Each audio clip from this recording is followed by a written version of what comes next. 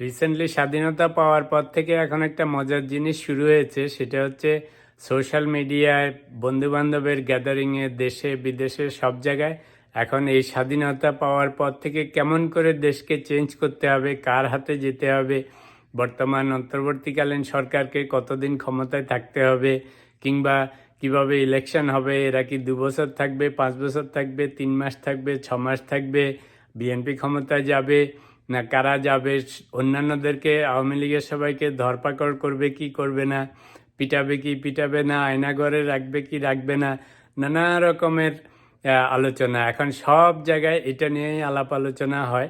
এটার একটা মজাও আছে, সেটা হচ্ছে যে সবার বিভিন্ন রকমের অভিমত ওপিনিয়ন, দুইজন মানুষকে বসাইলে একই অভিমত একই ওপিনিয়ন পাবেন না।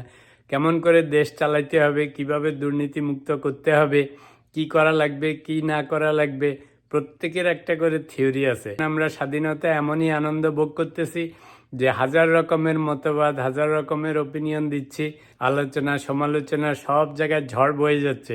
স্বাধীনতার যেমন সুবিধাও আছে, অসুবিধা হচ্ছে যে সবাই এমনই স্বাধীন, কেউ কোনো কন্ট্রোলে থাকতে চাচ্ছে না, কারো অভিমত কারোর সাথে মিলে না। এটা একটা মজার খেলা চলতেছে এখন, দেখা যাক এই খেলা কতদিন চলে।